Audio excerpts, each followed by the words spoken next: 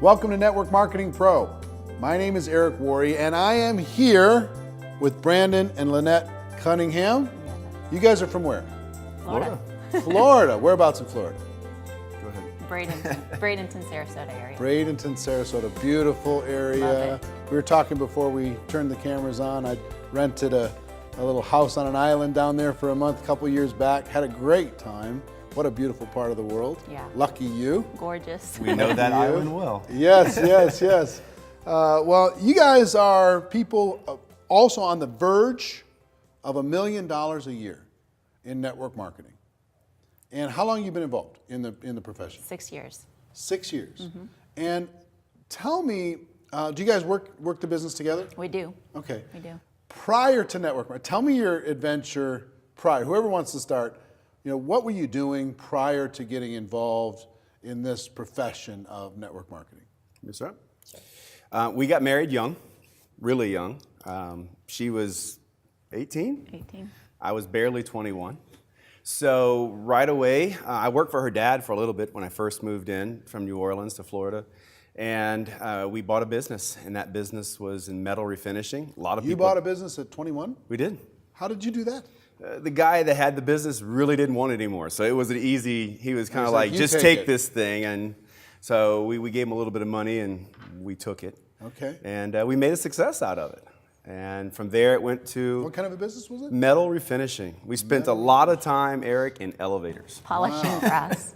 Wow. Okay, so that's what you mean by metal refinishing, polishing brass. Right. Yeah. Right. It was a brass polishing, hotel-oriented type Keep it of looking, office building. Keep it looking tight, and when people put graffiti in it, they really needed us. Ah, okay. So you started off as entrepreneurial. Were you always entrepreneurially minded, both of you? Absolutely. Mm-hmm. Yeah. Yeah. Do you think that starts really young? Do you think you're born with it, or do you think people can become entrepreneurs?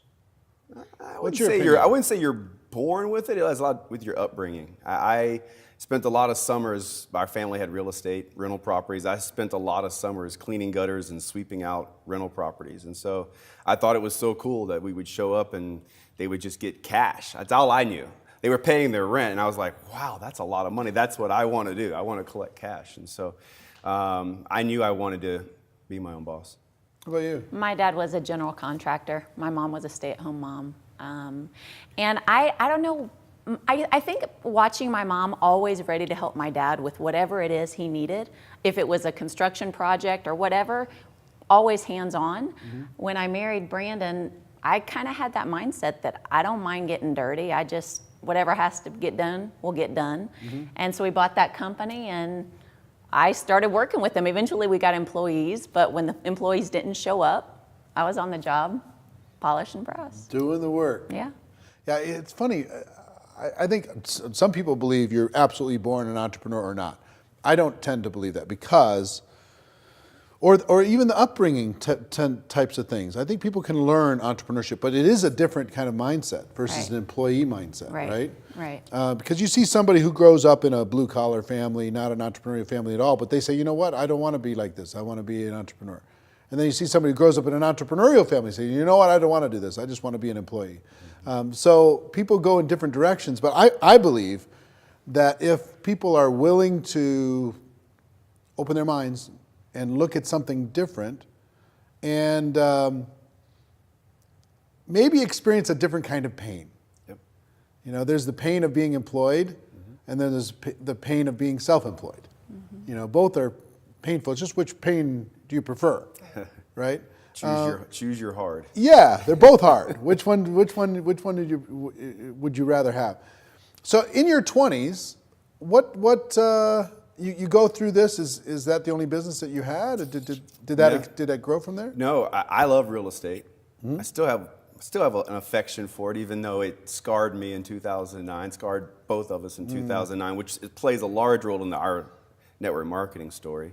But we got in the car business, and that was a phenomenal business. Bought a franchise that was kind of the mother franchise, and we franchised that out. What kind of car business? It was a service-oriented business. So when the dealerships would buy their cars, clean them up, get them as good as they could get them to look, they would turn them over to our company to take them from, as good as you could possibly. So paint repairs and interior repairs and dents and all that stuff. It was a service. Super detailing.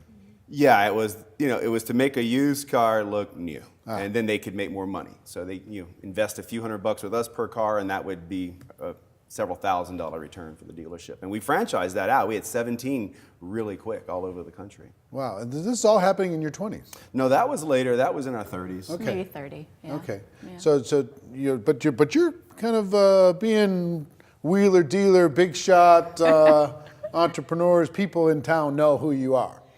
I just think that we've always kind of been open-minded to something that made good business sense. So it's not necessarily that we were looking for different things, but as they come along, if it made sense, we go, well, why wouldn't we do that?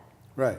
So, yeah. And the metal business was great, but it came with night hours. You can't do that stuff in the middle of the day. Sure. It came with night hours. It came with really tough chemicals, and it's hard to keep good people when it's night hours and chemicals, so it was employee turnover and that whole deal. And this deal with the car business just came at the right time. Some people wanted to move back to California, and they wanted to sell their business. And I went out and rode with them for a day to see the business, and I thought, man, we could make a lot of money because he's not working hard. And He's then only working a little. Yeah, so you worked hard, and then you also experienced a little bit of leverage. You got a little taste of leverage with the franchising piece. Sure. And all along, we were buying real estate. Yeah. Every bit of money we were making in those businesses, we were buying real estate and then turning that money over. Because real estate, I mean, I'm a Robert Kiyosaki guy, right? Yeah.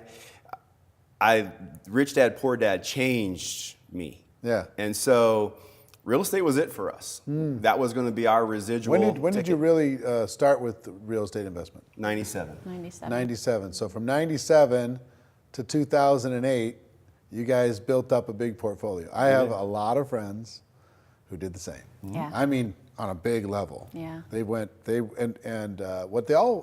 everybody thought, what was kind of the true thing in real estate, so long as you were diversified Right. in real estate, well, apartments might be down, but then commercial real estate is going to be up, and that might be down, but land is going to be up, or some aspect of it was going to. As long as you're diversified, you're okay. But when it all went smash, when it all went down, and there was no buyers, and all the the capital whatever calls from the banks and the changing of the deals and. Ugly. Yeah, I had a very good friend of mine. He was worth about 150 million, and lost it all. Just boom, boom, boom, boom, boom, Wow. over the course of 2 years. That plays into our story here. Yeah. So tell me what happened there. You built up a little bit of a. We were doing good. We were doing good. The car business was rocking. We were making more money than we'd ever made in 2009. And we had, from the outside looking in, we had what everybody would want. Like we went on a couple vacations a year to the mountains and to the Caribbean, the kids, the house. We lived within our means. Sure. It's kind of a philosophy of our family. But 2009 comes around and things are crashing financially. And so ironically, our car business started to thrive because it ran all the competition out of Florida. Sure. The downside of that is I went from working a small area to working almost the entire state of Florida. Wow. So I went from working 6 hours a day, kind of on my schedule because of the employees and whatnot, to working all the hours. And we had a new baby in the house, and we had all this real estate that was either vacant or, people kind of, even though money's not coming in, the bank still wanted their money, believe it or not. Yeah. And so that's when she got the call about this industry. Oh, well, tell me what happened. Did it all fall to the floor? Did all the cards fall to the floor? Were you able to hold on to some? We were able, as you said, diversified. Our strategy was a little Could you ride it out because of the cash flow of your entrepreneurial business? You could ride out the real estate we piece? didn't, no bankruptcies, no foreclosures. A couple years ago, we wrote a check for $80,000 just to get rid of a house. Yep. And so this morning in the hotel, I was signing a document to sell one of the houses from 2007. Wow. So we're still cleaning house from 2007. Sure. But we're beyond the financial pressure of that. But But good thing you had some cash flow. Back Absolutely. it'd have been disaster. You're right through, and then you get a call, Yeah. and now you've got to be. Most people when they're in that kind of crisis, they are focused on cleaning up the real estate. They're focused on bringing in the cash. They're not open to new opportunity, especially when. He wasn't. Yeah, especially when you bring this to him, you get this call, you bring it to him. He's got to be saying, "Sweetheart, are you crazy? Except for in a different tone. We got all we can eat here. We are paddling as fast as we can." My exact words was, "You go have fun with that. I'm going to take care of the real bills." Yeah. Daddy's going to go take care. He's going to You go have fun with that hobby. I'm going to go bring home the bacon. I'm going to take care of my bacon because it's frying right Yeah, now. right. So anyway, you get a call, and somebody thinks, "Hey, you might be good at this." Yeah. So they give you a call. Yeah, and so basically, Brandon and I were very uneducated on the industry. Sure. And for that reason, wanted nothing to do with it. Very misinformed is what I. This is beneath us. That's exactly what our mindset was. So anyway, his cousin calls me, tells me she wants us to look at this together, which that was genius for her to do. But anyway, I perceived that it was network marketing, and so I was like, what is she doing? I don't want anything to do with this. But I respected her. I was like, out of respect, I'll look at it. And something was there that I was like, this may be something. But I didn't want to move forward on getting information without him because we ran all our businesses together. So I stayed on him. I stayed on him for weeks to look at this with me. 4. Yeah. And then we looked at it, and honestly, we ended up getting on a 3-way phone call, hour and a half of firing questions. She hit me over the head with a 2x4 one day. So Well, I come home from work. Yeah. And it was a bad day. Yeah. And I was not talking to my wife the way I should probably be talking to my wife, taking all that pressure into the house. And she just said, nothing's going to change unless we change something. When are you going to watch that video? Yeah. So Good for you. he said, okay. Good He's for like, you. you're right. And You know yeah. what's funny? Some people won't talk to what they perceive as successful people because they prejudge them. They think, well, they're too good for this, they're too cool for this, they're making too much money. Most people, you probably did a decent job of keeping up the face of your life, so people didn't know you were frantic. Right. Well, we were in the making evening. more money. Yeah, I get it. It was all The the pressure. things He that just came wasn't with that. happy. I was The pressure. The money was mad. there, Yeah, but he wasn't getting happy. mad and it's embarrassing, and this isn't where I wanted to be, and you're replaying things decisions you've made yesterday, and all these different kinds of things. But there's something about an entrepreneur, and the encouragement that I try to give people is always talk to an entrepreneur, always, because number one, you don't know what's going on. Number two, entrepreneurs are addicted to cash flow, and number three, an entrepreneur can't look at any business, doesn't matter what it is, any business, without their mind going, well, I wonder if I did this, and We love business. These people look like like amateurs, and maybe if I come in and I really clean it up, and I wonder. Entrepreneurs can't walk into a stadium without counting the seats and wondering what they're selling the tickets for. Right. We can't do it. Right. We don't know how. We would look at every single environment and say, "Oh, what does this cost? And how many people are paying? And where are the customers? And everything else." So so my encouragement is for people out there that know entrepreneurs, they need to show them network marketing because if they'll get them to look, like it took a while for you to look, if they'll get them to look, then most of the work's done because their imagination will kick into gear and they'll start wondering, well, I wonder, what if? Absolutely. And is that what happened when you finally took a look? Yeah, as soon as I saw this video, there was a little bit of a personal connection with the product that was in the video, and I'm like, well, she told me you're going to take this product. So it had an appeal to me, and I just thought, well, if I'm going to take it, and it looks pretty legitimate, I bet a lot of people would probably Your imagination starts exactly what kicking you were into just gear. saying, and then they told me a little bit more, and I'm like, there may be something here, and that's when I said, you go do this, and I'm gonna I'm gonna focus on this. It's bringing in dollars right But now. let's see what this is. Yeah. So you lead the charge. To some extent, he says that, but it was. I mean, I think He couldn't keep out? Honestly, we both were very much thinking Yeah. that this was just going to be like, we'll see, Yeah. we'll see. Yeah. Like the risk was minimal. Yeah. We'll see Yeah, how it yeah. goes. But we did together start educating ourselves immediately Right. on the industry and on our company. And as we got more educated, we're like, there's some real potential here. Right. And we're both very competitive. Yep.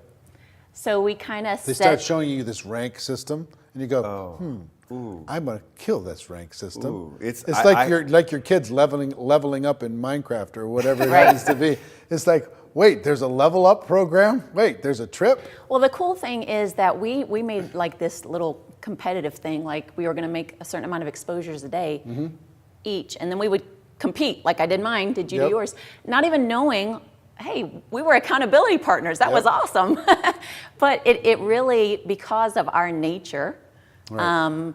that got us through the first few weeks where we doubted the industry, where we doubted the true potential that was here.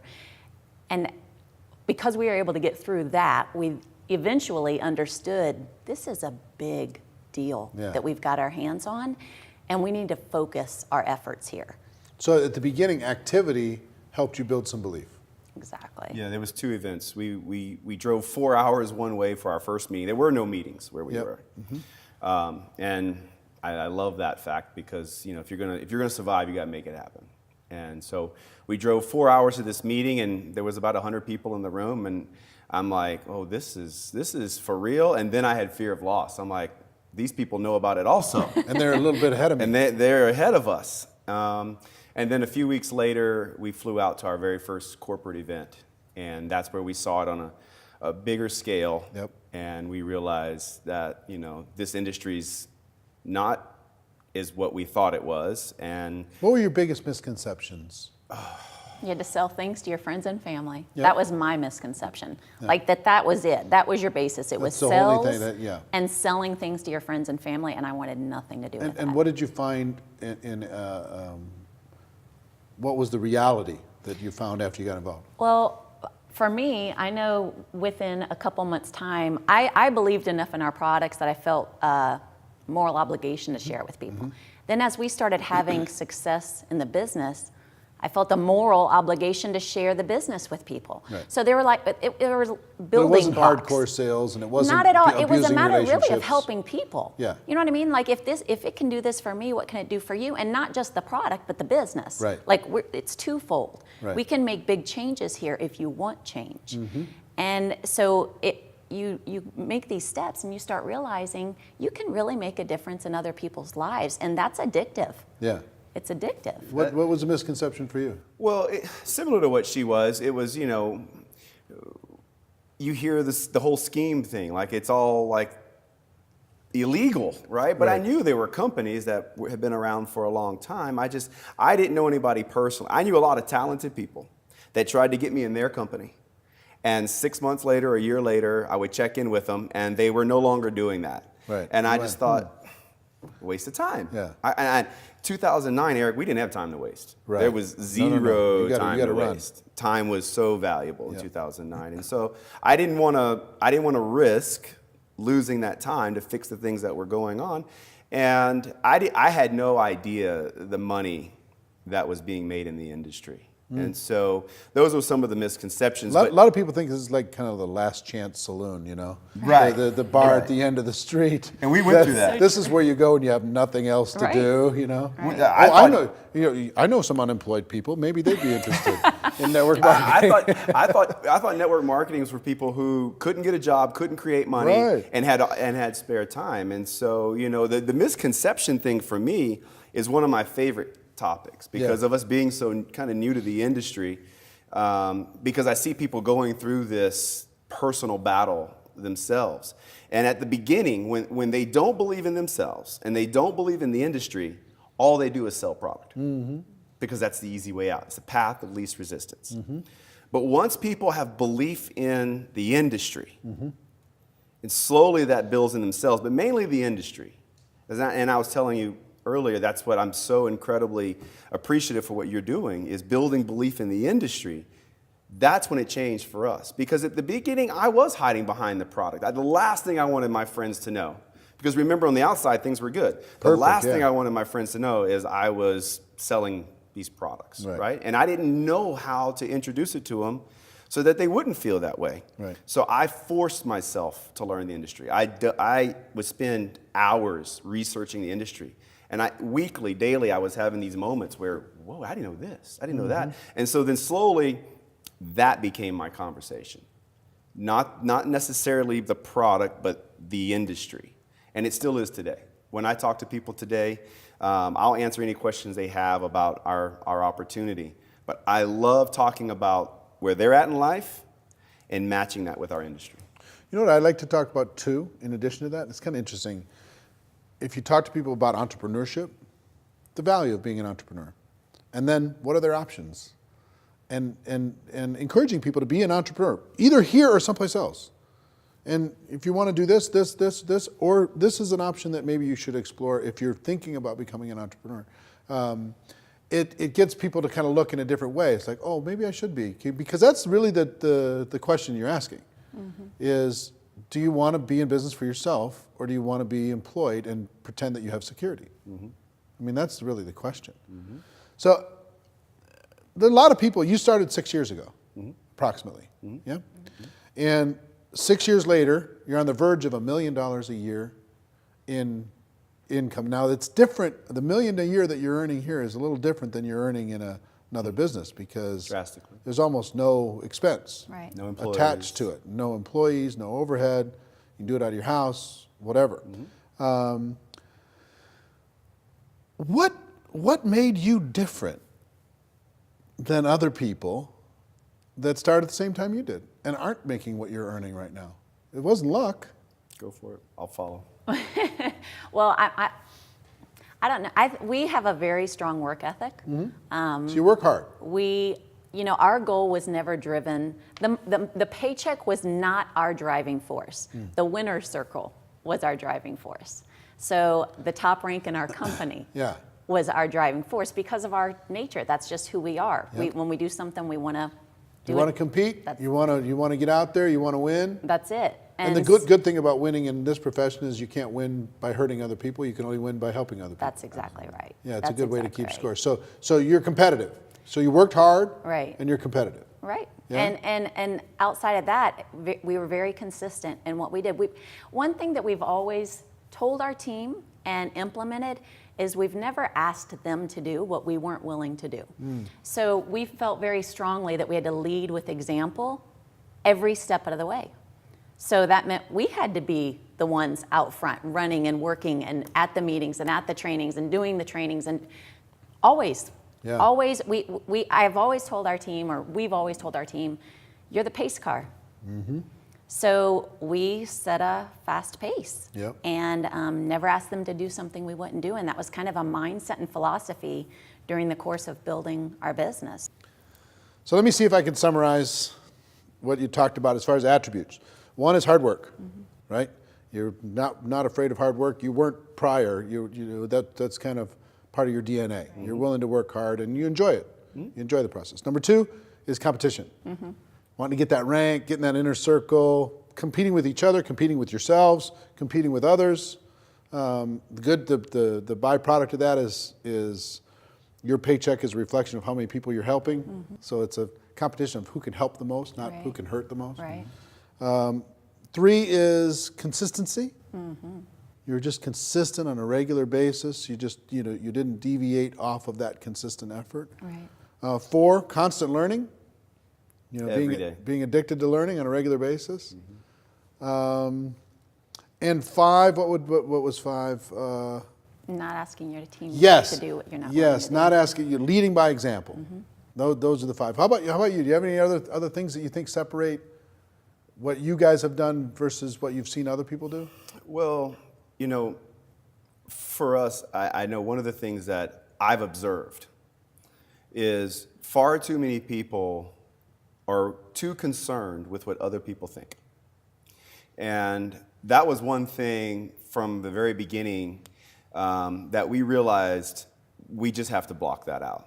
Because I've observed too many people that will absolutely stop in their tracks when someone tells them no or something nasty, when they're less educated. And I had some experiences early on that I used as fuel. They were ugly, like they were humbling. I had Tell me about one. Give me details. a vivid one. I had a real estate agent that I made this guy so much money. I would just call him, Eric. He wouldn't even leave his office. I would call him and say, I want this house. Just do the deal. And he would make money. So I just knew. I mean, he was at one of the top on my list. This guy's joining me. I've made him so much money. So we go to lunch and we sit down and I kind of roll this thing out. And he says, that sounds like MLM. I go, it is. He goes, oh, I'd never do multi-level marketing. He goes, I'm surprised you're doing network marketing. Kind of look, and so I'm sinking in my chair, and he goes, then he leans in, and he goes, are things that bad for you? Oh, I use that for fuel forever. I still use it for fuel because I can't wait to see that guy one of these days. Not that I wish any bad on him, but I should give him a thank you card. Thank you, yeah, absolutely. He did you a favor. And so I tell people all the time, listen, if you've just been to one meeting or one presentation where 20 or 30 minutes is shared with you about this particular opportunity, there is no one in your database that should change your mind about that opportunity because you're more educated than they are. And if people would just get that one thing, that they're allowing people that know less than them about an opportunity dictate the outcome of their life. And that was one of the things for us early on is I didn't use those moments to cower. Yeah. We use those moments as fuel. Yeah, fight or flight, right? Yeah. Some people would shrink from it. And I had the same exact thing happen. I mean, very early. And a guy made me mad. One of my mentors, one of my heroes, made me so mad. Shut me down so hardcore. And I was super depressed for like 10 minutes, but then I got mad. Well, I was going to say, it's not to say that it doesn't make you second guess your decision. It's not to say it didn't knock us on our butt for a few days to where we're like, did we make a mistake? Are we doing the right thing? Gravity feels like triple. Halfway through the rank. That? We got halfway through the ranks of our company, and we were talking about not quitting, but really scaling it back. Yeah. I mean, we were, because at the beginning, it's a lot of work, and the money is like not equal business. to the work. Right. Like every business, only we were only used to linear income. Yep. We work a certain amount of hours, get paid a certain amount of money. Right. And we were putting in all the hours and weren't seeing the return. And we doubted whether this was going to be something we continued doing. Right. But like you said, still cold fact, right? It's. Well, here's the proof. If you don't work, ask the typical question of anyone. Don't go to work don't work at all for the next 90 days. Whatever. And what's going to happen to your income? Exactly. So I'll ask you guys. If you don't work at all, you take 90 days and say, we're going to take some family time for 90 days. How much are you going to earn in those 90 days? Same amount of money. I mean, it's going to be more. It's going to be how much? How much a month approximately? 80,000-ish. 80,000-ish. So you make approximately $250,000 in the next 90 days not showing up. Yeah. That's the difference. Yeah. Now, is that worth 6 years of effort? Is that worth rising to the top? Is that worth doing things that other people aren't willing to do? Is that worth the being shut down by that guy? Yeah. People got to ask that question. Now, are you guys typical? No, you're not typical. You're extraordinary. And people watching this, if they put in 6 years, they're not guaranteed that they're going to get what you've received. Right. I'd like to say all the time, not everyone will, but anyone can. Right. I mean, if you really decide. We're just like anybody else, so honestly. I mean, we've been through that. We played all those emotions. We're just like we are the people that are just looking at this thing just 6 years ago. Yeah. We've just been exposed to the most incredible industry in the world for the last 6 years, and so we just know what we know. Yeah. Well, here's what I'd like you to do. I think that your story and all the advice in your story is awesome. But the people here watching this and listening to this online or whatever format that they're consuming this information, I know that they're grateful for hearing your story. But I'd like you to look into the camera And one at a time, whoever would like to go first can do that, and offer them some advice. What would you suggest for them? What would you wish for them? What would you encourage them to do as they go out there and try and make their way in this profession and go to where you are or beyond? What advice do you have for them? Well, I think that in this industry, belief is such a big component. Belief in the industry, belief in your company, belief in yourself. Brandon and I came to the table with belief in ourselves. The other two we lacked. So we became educated until a point that we had that belief. Maybe you vary in some other way, but belief in all of those components is a must. So you've got to do what you've got to do to get that belief. If you don't have belief in yourself, get it. There's a ton of personal development things out there that will allow you to become the person that you want to become.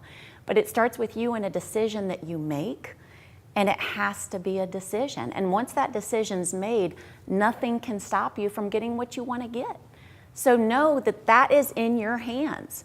I love what Jim Rohn says, if you change, everything can change. So it starts with you, and if you're not happy with what you have, if you're not happy with the people that you're attracting, change. It's in your hands to do that. And I would say, based on some of the things you just said too, is that this is a team effort. And the sooner you realize that this is, in order to advance in this industry, you have to help people. And the highest earners in this industry are no different than you. They've just helped more people for a longer period of time. But I will say, for every one of you, and for Lynette and I, it starts with a commitment. It starts with a commitment. And I tell people all the time, we are used to making commitments. People make a commitment when they buy a car or they buy a house. I call it residual bills. So you've made a commitment. Now you have a residual bill. Why? Because you needed the car, or you wanted the car. You needed the house, or you wanted the house. So you made a commitment. And if you go back on that commitment, they're going to take your house and take your car. It's gone. Okay, they don't care that it's hard to pay your bills. They don't care. What they care is you didn't pay the bill, so they're taking what you said you were going to pay for. Our industry is identical to that. If you want financial freedom, and more importantly, time freedom, which is to us the most valuable thing that we've received in this industry, it's a commitment. And if you break that commitment, they'll take your freedom. They'll take your time. So you know how to commit. Only you've committed to residual bills. It's time you commit to residual income and never look back. Great advice. I want to thank both of you. Thank you so much. Appreciate you for sharing your thoughts, sharing your ideas, sharing your wisdom, sharing your story.